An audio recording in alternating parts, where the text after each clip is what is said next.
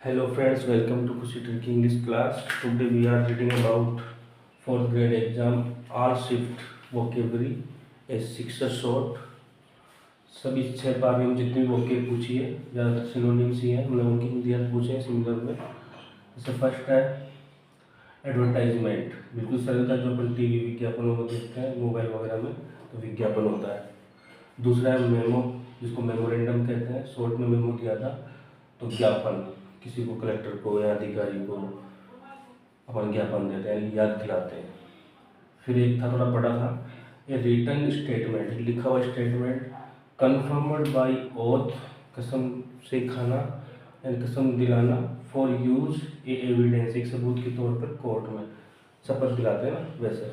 तो वो होता है एफिडेविट, जो अपन कोई भी डॉक्यूमेंट्स, जाति प्रमाण पत्र, आय प्रमाण पत्र, मूल्य प्रमाण पत्र बनाते हैं तब अभिभावक द्वारा शपथ पत्र लिया जाता है, उसको बोलते हैं अल्फनामा यानी कि एफिडेविट।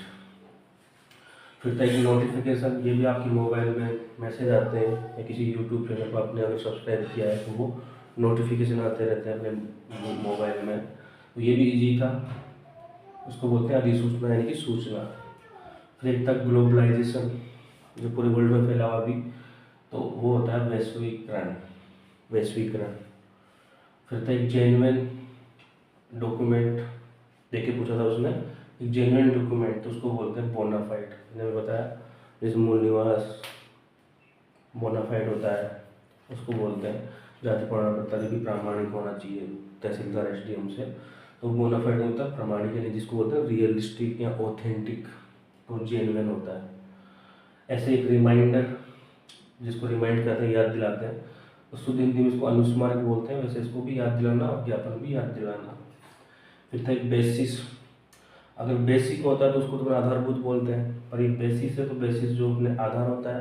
हाँ, अगर बेस पूछता है तो उसको मूल बोल सकते हैं कि बेस है, पर इसने तो बेसिस पूछा है तो इसका आधार होगा, कईयों ने इसका मूल भी किया हुआ जो गलत है, मूल तो बेस के लिए होता है, वो ऑप्शन में नहीं था। फिर एक हिंदी दी थी प्रतिलिपि, मतलब फोटोकॉपी, जिसको अपन जेरोक्स बोलते हैं या फोटोकॉपी, तो हिंदी में शुद्ध हिंदी में इसको बोलते हैं प्रतिलिपि, डुप्लीकेट। फिर कंप्लेंट फॉर ए कोज, किसी कारण के किसी की शिकायत करना, उसको बोलते हैं ग्रीवियंस।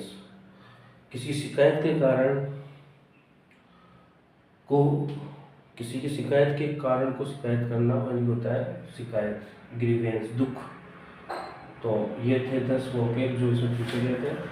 और हैप्पी दशहरा इन एडवांस, सभी को रावण जलाना है, अपने अंदर के रावण को। और एक शिक्षक